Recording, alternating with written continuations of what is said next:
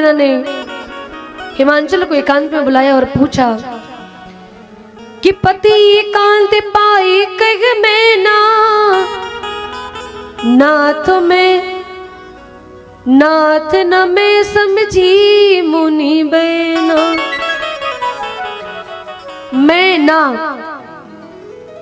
मैना किसे कहते हैं? जिसमें मैं का शब्द हट गया हो वही है मैना। तो मैना ने कहा कि जो भी देवर्षि नारद ने गुरुदेव ने बताया मैं उनकी बातों को समझ नहीं पाई, आप बताइए। तो राजा हिमांचल ने आज रानी मैना को अवगत कराया।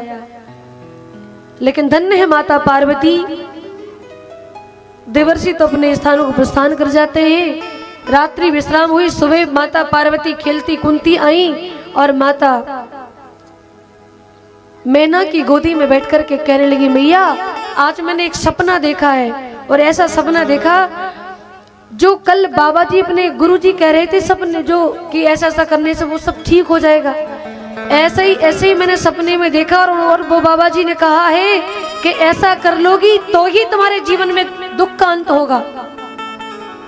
तो मुझे इसी समय से इसी अवस्था में भगवान का तप करने जाना चाहिए जंगल में, और अकेले जाना है, एकांत में जाना है।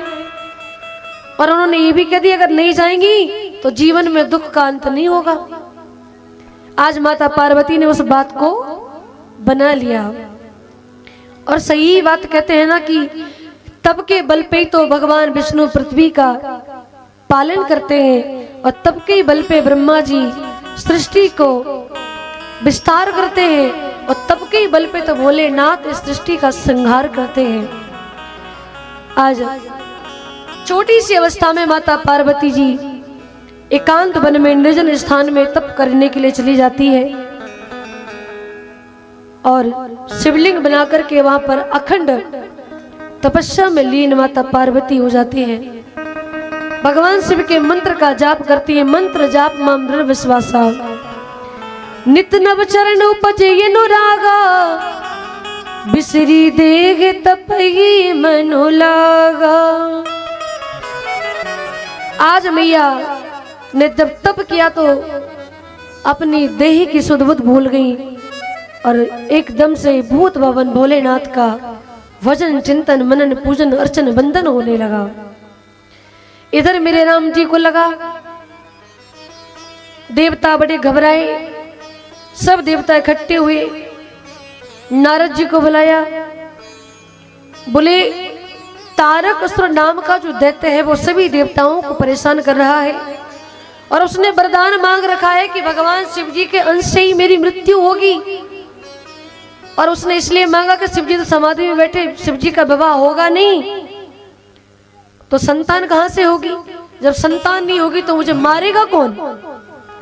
तो वो बलशाली दैत्य तारक देवताओं को यातनाएं देने लगा, परेशान करने लगा। तो सब देवता घबराए, ब्रह्मा जी के पास गए, विष्णु जी के पास गए, परेशान हुए क्या किया जाए।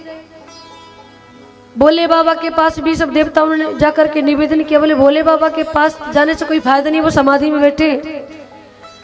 तो सब के सब देवता आज राम जी के पास आए, और राम जी के पास आकर के राम जी से कहने लगे, बोले देखो भगवान शंकर का विवाह करवाना है, और आपको ही करवाना है, क्योंकि भगवान शंकर का घर उजाड़ा भी आपने है तो बसाना भी आपको ही पड़ेगा। राम जी से कहा कि भोले बाबा का घर भी आपने उजाड़ा तो बसाना भी आपको ही पड़ेगा। ऐसा क्यों कहा? कहते हैं कि ना आप मनुष्य लीला करते, ना सती को संशय होता, संदेह होता, ना वो आपकी परीक्षा लेने जाती, ना उनको झूठ बोलना पड़ता, और ना ही उन्हें अग्नि में जल के मरना पड़ता। ये सब का सब कारण इसमें आपका ही है, पूरा कारण आपका ही है। तो शिव जी का घर उजाड़ा भी आपने है तो बसाना भी अब आपको ही पड़ेगा। आज राम जी से निवेदन किया, बड़े प्रेम से राम जी को पुकारा, और राम जी तो प्रेम से प्रकट होते हैं। राम ही केवल प्रेम प्यारा, जान ले हो जो जान निहारा, हरि व्यापक सर्वत्र समाना, प्रेम ते प्रकट होए में जाना। तो ऐसा विचार किया और राम जी को पुकारा सभी देवताओं ने।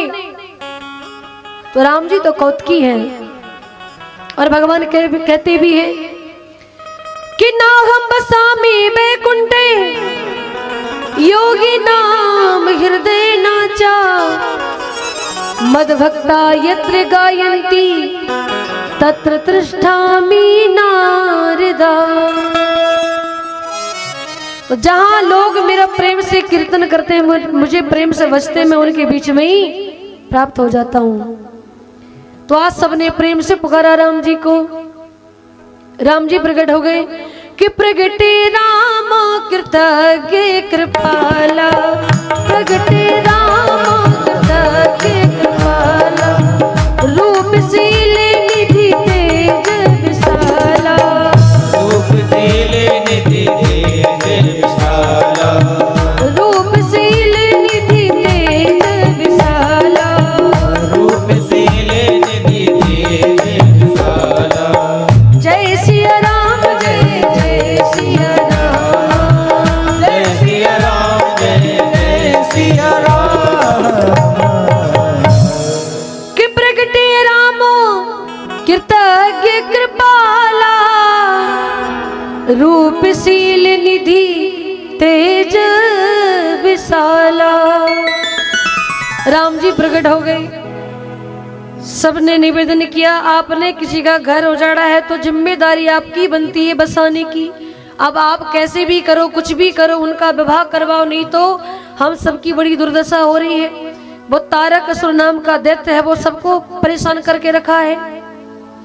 आज मेरे राम जी भोले बाबा के समीप गए और आज निवेदन करने लगे, अरे बहुविधि राम शिव ही समझावा।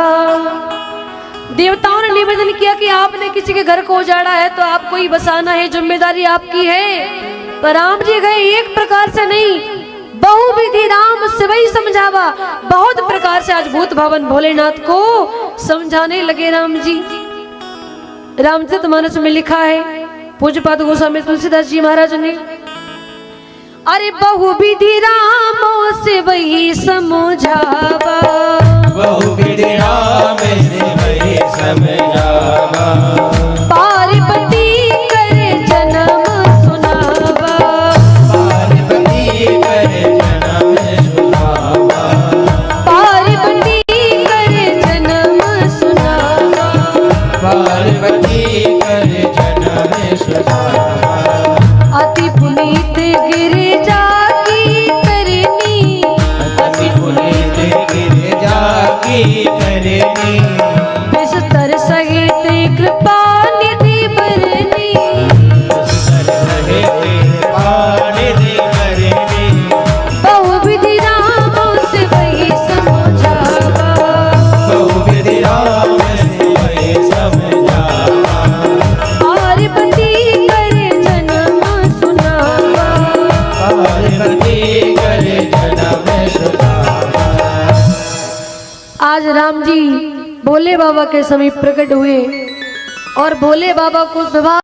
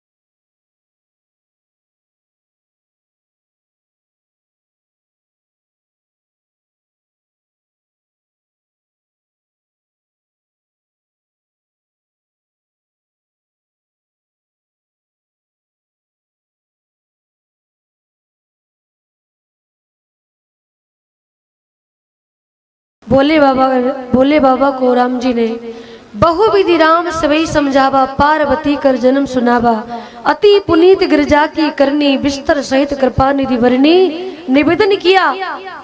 तो भोले बाबा ने कहा कि आपकी आज्ञा श्रोधार है, मैं आपकी आज्ञा का पालन अवश्य करूंगा, पर काम बताइए क्या है। राम जी ने कहा कि वो तो हम बाद में बताएंगे। देखिए, मैंने जीवन में कभी आपसे कुछ मांगा नहीं। रावण ने भी एक बार आपसे मांगा था और एक बार ही आज मैं भी आपसे मांग रहा हूँ। दोबारा शायद मुझे मांगने का मौका मिलेगा नहीं, मांगूंगा भी नहीं मैं। रावण ने क्या मांगा था?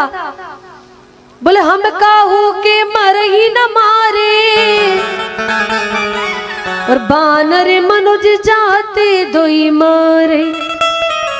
बोले हमें ऐसा बना दो कि हम किसी के मारे से ना मरे। लेकिन आज राम जी भी मांग रहे हैं, लेकिन राम जी ने क्या मांगा? अभी तक तो कुछ नहीं मांगा, लेकिन अब मांग रहे हैं। भोले बाबा ने कहा कि आपकी जो आज्ञा होगी मैं उसका पालन अवश्य करूंगा। तो राम जी ने सोचा अब तो मोहर लग गई, भोले बाबा ने कह दिया कि मैं अवश्य करूंगा। तब राम जी ने कहा अब सुनो मेरी विनती, कि अब विनती मम सुनो शिव, जो मो पर निज नेह, जाई विवाहु शैल जगे, यह मांगे मोहे देहो। जब तक भोले बाबा ने हाँ नहीं की तब तक राम जी ने बोला नहीं। जब हाँ कर दी कि आप जो कहोगे मैं वही करूंगा, तब राम जी ने कहा अब विनती मम सुनो शिव, जो मुँह पर निज नेह, जाय विवाहु शैल जय, यह मांगे मोहे देहो। तो आज निवेदन किया। भोले बाबा ने कहा ठीक है मैं तो तैयार हूं, पर कोई कन्या मेरे योग्य है भी कि नहीं। और देखो, विवाह से तो मुझे बहुत डर लगता है, क्योंकि पहली मेरी पत्नी जो थी सती, वो कभी मेरी बात नहीं मानती थी, इसलिए मुझे शादी के नाम से बहुत डर लगता है। लेकिन जब आप कह रहे हैं तो कोई बात नहीं, फिर भी लेकिन आप मेरे योग्य कोई कन्या हो, कन्या से पूछ लेना पहले एक बार कि वो हमें स्वीकार करेगी कि नहीं करेगी। बोले ठीक है, वो हमारा काम है, हम सब कर लेंगे। आज भोले बाबा ने सब ऋषियों को, देवताओं ने सब ऋषियों को बुलवाया और माता पार्वती की परीक्षा के लिए सब ऋषियों को भेजा। पार्वती के पास सब ऋषि गए और वहां पर जाकर निवेदन किया पार्वती मैया से कि बोले मुनि सुन शैल कुमारी, और करहूं कवन कारण तप भारी। पार्वती से पूछा इतनी छोटी सी सुकुमार अवस्था में आप इतना कठोर तप क्यों कर रही हो, क्या पाना चाहती हो? तो पार्वती जी ने कहा कि मैं भोले बाबा को पति रूप में प्राप्त करने के लिए ये कठोर तपस्या कर रही हूं। तो ऋषियों ने कहा कि ये बताओ आपको ये रास्ता किसने बताया, किसने कहा आपसे? जानती हूँ जिन पति को पाने के लिए तुम इतना तपस्या कर रही हो वो पति कैसा है? बोले निर्गुण निर्लज कुवेश कपाली, अकुल यगे हे दिगंबर व्याली, अगुने अमान मात पितु हीना, उदासीन सम संशय छीना, जोगी जटल काम मना, नगन मंगल बेश। जिन स्वामी को पाने के लिए तुम तपस्या कर रही हो ना, वो पति कैसा है वो हम पूरा बता चुके, और अभी भी कुछ नहीं बिगड़ा। आपके लिए सलाह हम देते हैं, अच्छा पति आपके लिए हम देंगे। लेकिन पहले ये बताओ आपने ऐसे पति की पाने के लिए तपस्या करने की सलाह किसने दी? तो पार्वती जी ने कहा पूज्य मेरे गुरुदेव भगवान ने दी। बोले आपके गुरु कौन है? बोले देवर्षि नारद। बोले तब तो ठीक है, फिर तो हो गया कल्याण तुम्हारा। बोले क्यों? बोले जो भी देवर्षि की बात मानता है उसका घर कभी बसता ही नहीं है,